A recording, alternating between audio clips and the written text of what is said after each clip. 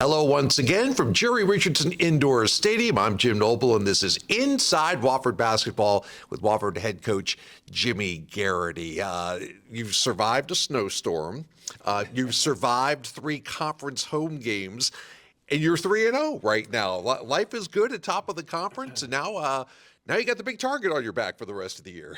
Yeah, I mean, we've been playing really well. We've been practicing really well, and we talked about that, doing the little things and, keeping the main thing, just playing really hard, being positive, and being great teammates to one another.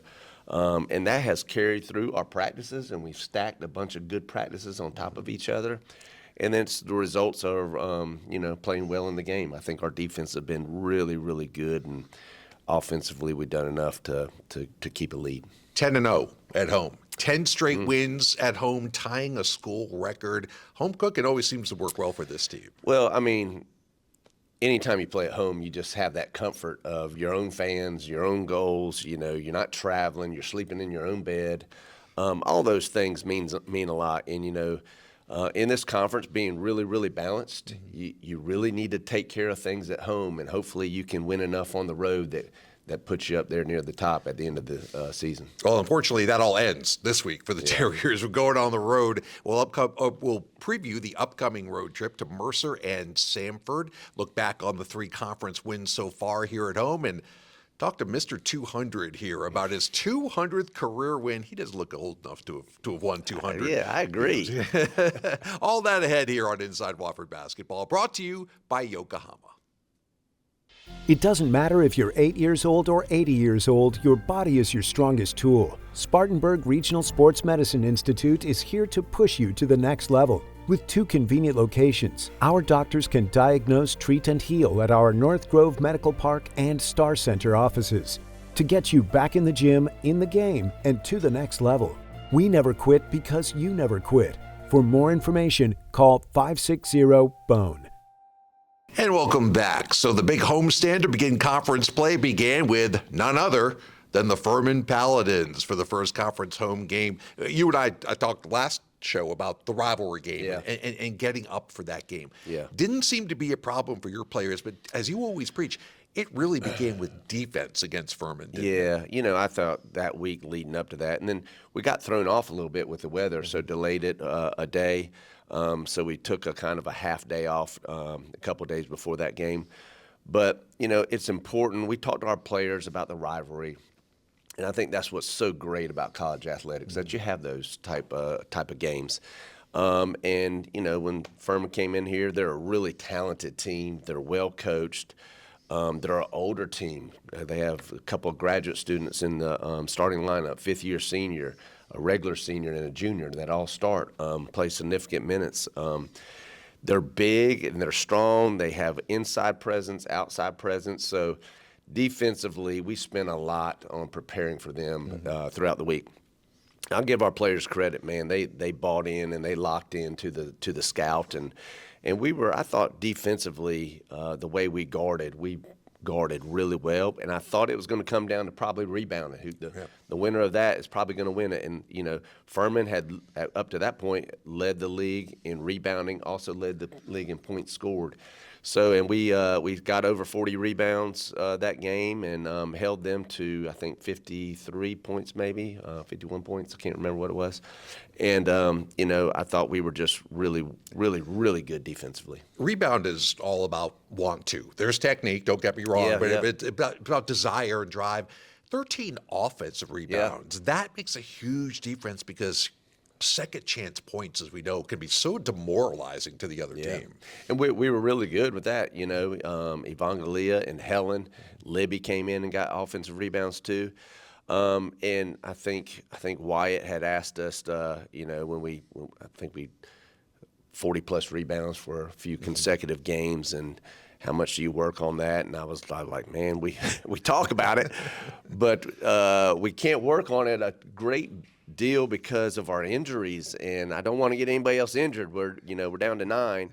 And so, but we do talk about it a lot, and we watch film on it a lot. And, at the end of the day, it's amazing how many times, if you just go to rebound, how many times it just happened to fall your way. So we've talked about that a lot. Wyatt, by the way, is our sports information assistant. Wyatt Street. Jimmy didn't hire another assistant coach. At least he didn't tell me about it if he did. So everyone's going, who's Wyatt? Y'all should know who Wyatt is by now. And you shot the three really well. Yeah. Helen Matthews and Maddie Heiss, especially that game. It turned out to be a 68-51 win. And hey, let's face it. It was a men's, women's, Wofford, Furman sweep over the past 10 days, and that's always a good thing for everybody here in Spartanburg. And then UNCG comes to town, and kind of the same thing. Prepping, they're big, they're tough inside.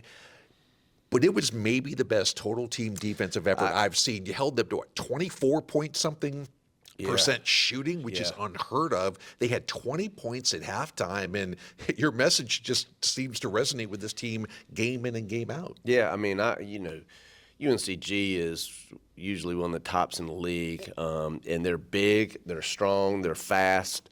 They got a huge inside presence. They're athletic, and they guard really well. That's been their history too, has been holding teams under their average, and for us to guard and defend and rebound back-to-back games, I thought it was just outstanding. We held Gamble to just a few points, and we got out and ran in transition. And it's always like I have so much respect for Trina and her staff. They do a wonderful job. They have great players. For her to comment on down the line, unbelievable defensive effort today, unbelievable to all our coaches. I thought that just spoke a lot, especially coming from her and all the respect we have for them. Yeah, a real team effort, but I thought Molly Massengale set the tone. You talked about the transition sometime. You talked about, a freshman looking that comfortable on both ends of the floor is a rare thing in basketball. She's a good player now. I mean, she is a good player, and she just seems to make the winning play, the right read, the right kick. She's tough as nails, and she's a great teammate to her teammates, and she's just a pleasure to coach, and she just bought into all the coaching that we've put upon her. Final thing about that game, 14 for 17 from the free throw line. All of college basketball could take a lesson, because I look at shooting percentages, and you guys are right up there. Men's percentages, women's percentages. I'm talking about nationwide. It seems like it's almost a lost art rate. How much time do you guys spend on free throws in practice? Not a ton, because you can't spend that much time. You got to get to other things. Free throws is, we tell our players, that's on your own. You got to go in the gym and get some time on your own to shoot free throws and be confident on the line, and they do that. They put in a ton of work outside of practice. But, a big emphasis for us is getting to the free throw line. So I thought we've been doing a really good job at that. And if we want to continue this success, we've got to find ways to get to the free throw line and get some easy points. All right, and then the three-game homestand wound up with Western Carolina coming to town, part of a men's-women's doubleheader last Saturday. And Western's a vastly improved team over the last couple of years. Had a coaching change. Yeah. A little bit of new energy, some new players. But it was really interesting because you guys got up by about 10 after the first quarter. Yeah. And it just kind of hovered there. It never got below 7. It never got above 13. And you guys just kind of did the things you needed to do to kind of keep Western at bay all day long. Well, Western, again, they're really, really talented. And they're an older team, too. Graduate students, fifth-year seniors and seniors. And, they're very talented. They're very physical. We knew it was going to be a physical game. They push the ball in transition. Jonathan does a tremendous job with them, and I think their players have bought into his system.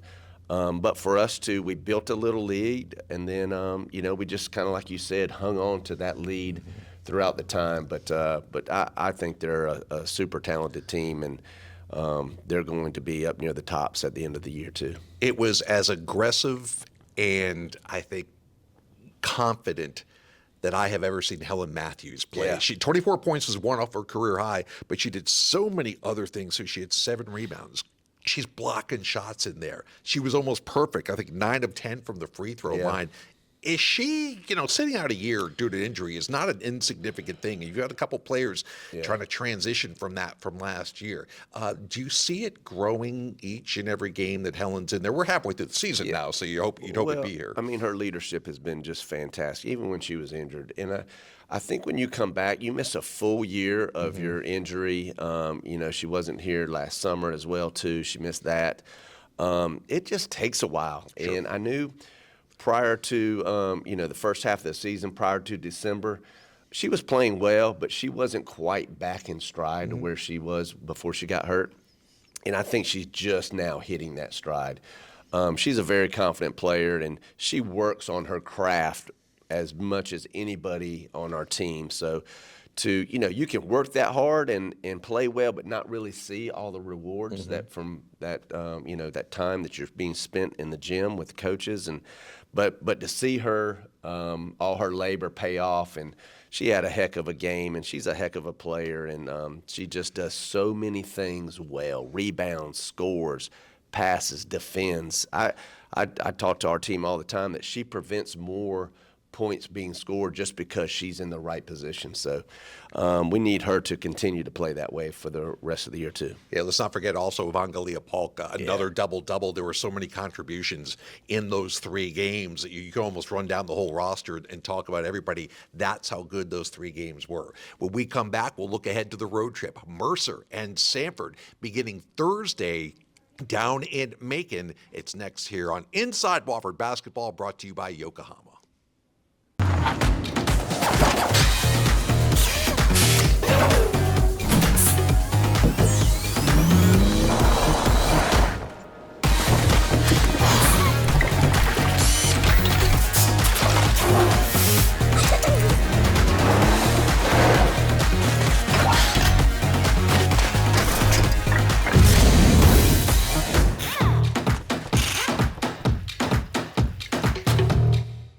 Ingalls only sells USDA choice and prime cuts of meat. Maybe it's time to reward yourself.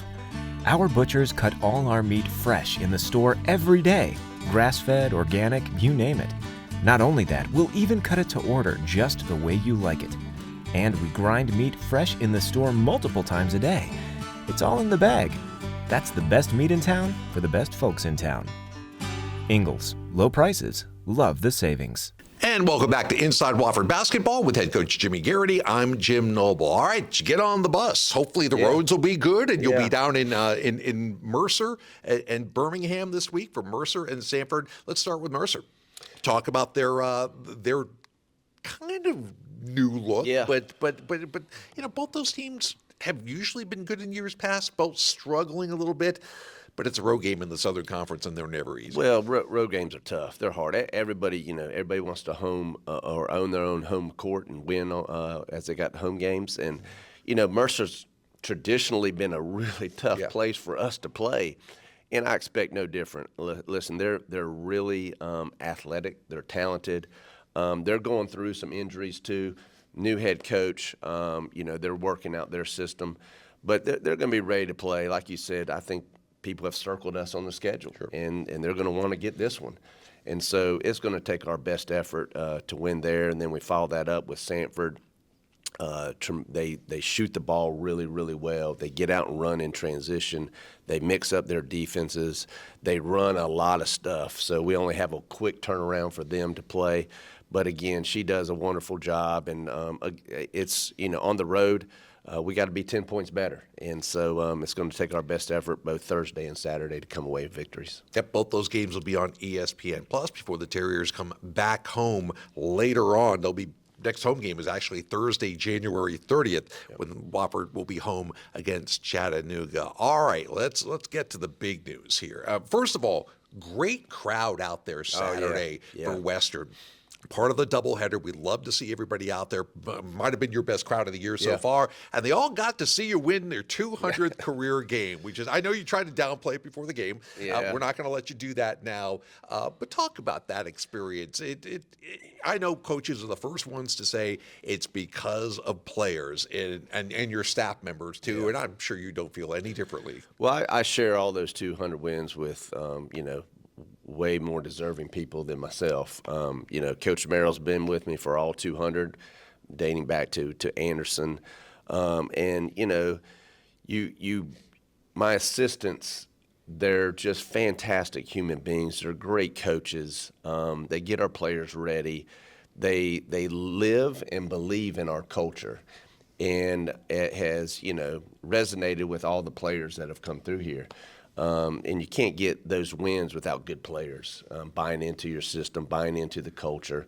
So, you know, I've got a lot to be thankful for, and I'm very grateful for all those, but mainly for the people that have taken part in those victories with me. You've had some big moments over the years. I remember at Anderson, you beat Clemson. Yeah. You made it to the Sweet 16 in Division II. Here at Wofford, too many to count. Winning the regular season conference championship, probably right up on the list. Yeah. Do you ever look back and say, wow, that was the one. That was the biggest one? Or will that come when you've got your feet propped up by the fireplace when coaching is all done, to look back at everything? Yeah, I think that comes later on. But you mentioned a couple of them. That the Clemson win at Anderson Division II. I mean, we had a great crowd to see all that, and winning the conference championship, going to the NCAA tournament, Sweet 16s, and then, you know, here clinching the first in women's sports for regular season title against Mercer at home. That was really, really cool. And I love, you know, going back to see those highlights is really cool. But again, just to celebrate those victories with those people that have been there with me. And of course, you mentioned earlier, we were talking about Jenny, and she's the best volunteer Dobo we got, and she keeps me grounded, and she's probably the best coaching in the Garrity family for sure. Oh, well played, well played. I say that, and then let's hope there are 200 more in your future. Don't take so long to get to 200. They're coming faster and furious every year that Jimmy coaches. Is Wofford's program keeps developing and getting better and better. Thanks for the time. Safe travels down south. We'll see you back here on January 30th against Chattanooga. Thank you. All right. Special thanks to our staff behind the camera, to Wyatt, who's getting more airtime in this show than he ever has before, and of course to our sponsor, Yokohama. For Jimmy Garrity, I'm Jim Noble. We will see you next time here on Inside Wofford Basketball.